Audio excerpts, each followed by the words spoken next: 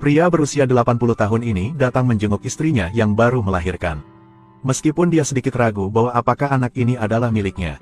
Ketika mendengar tangisannya, dia tetap sangat bahagia. Lisa melangkah untuk mengatakan bahwa bayi itu lahir dengan sangat lancar. Tes DNA tidak dapat segera dilakukan. Kemudian dia meninggalkan ruangan dengan wajah marah. Dia langsung mengambil lembar hasil untuk mencari Ellie. Lihat, anak kita sangat mirip denganmu. Kamu wanita yang tak malu. Apapun, kamu berani melakukannya. Katamu apa? Singkirkan bayi ini dari pandanganku. Lisa terus bersikeras bahwa ini adalah bayinya. Tapi dia melemparkan hasil tesnya dan berbalik pergi. Ellie memanggil suaminya yang kaya. Mengatakan dia akan membawa bayi ini untuk tes DNA. Karena dia curiga hasilnya dipalsukan oleh Lisa.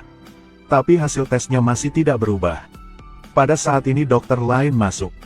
Dia meminta mereka untuk membayar tagihan rumah sakit. Ternyata saat lelaki tua itu tahu bahwa bayi itu bukan miliknya. Bahkan biaya rumah sakit, dia pun tidak membayar. Sekarang Ellie benar-benar tidak mampu membayar. Jadi dia terpaksa meninggalkan rumah sakit untuk membawa anaknya ke daerah kumuh. Bahkan jika Ellie meninggal, dia tidak akan mengerti dari mana masalah ini berasal. Bayi ini jelas adalah anak dari dia dan lelaki tua itu. Jadi dia sekali lagi memanggil pembantu rumah tangga dari hari sebelumnya. Minta dia untuk membantunya mengumpulkan rambut orang tua itu. Dia ingin membawa bayinya untuk melakukan tes DNA sendiri. Saat pengurus rumah tangga diam-diam mengumpulkan rambut orang tua itu, Lisa tiba-tiba di belakangnya. Pengurus rumah tangga berteriak bahwa dia sedang membersihkan. Lisa segera ambil sisir rambut lelaki tua itu dari sakunya. Biarkan aku membantumu.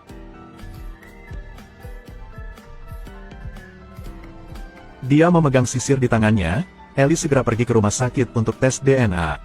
Hasilnya masih sama persis dengan sebelumnya. Pada akhirnya dia benar-benar hancur. Mengapa ini mungkin?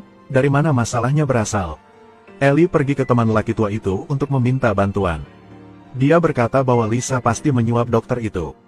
Dia memintanya memikirkan cara untuk membantunya menyelesaikannya. Namun setelah David selesai membacakan hasilnya, dia hanya diam saja. Ketiga lembar hasil ini berasal dari 3 rumah sakit yang berbeda. Kesimpulan akhirnya sama. Dia mengatakan bahwa tidak peduli seberapa besar kemampuan Lisa. Dia tidak dapat menyuap begitu banyak tempat. Sepulang rumah. Bahkan ibu Ellie juga mencurigakan bahwa anak ini bukan yang milik lelaki tua itu. Tapi Ellie masih bersikeras memberitahunya bahwa itu adalah anak antara mereka berdua. 2 bulan berlalu dengan cepat.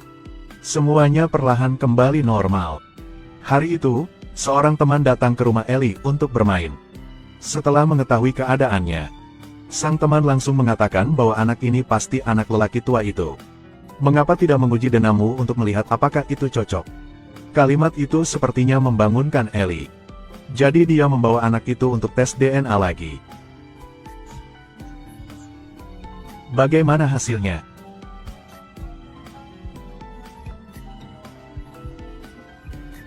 Anda harus tenang.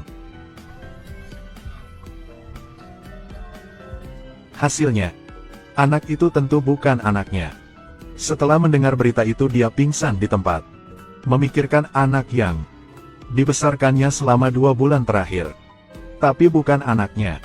Ellie menangis dengan keras. Bahkan jika anak itu lapar, dia tidak peduli lagi. Melihat hal itu, sang ibu langsung menamparnya. Meskipun ini bukan anakmu, kamu tetap harus memenuhi tanggung jawab. Kali ini, istri lelaki tua itu datang ke rumah Ellie.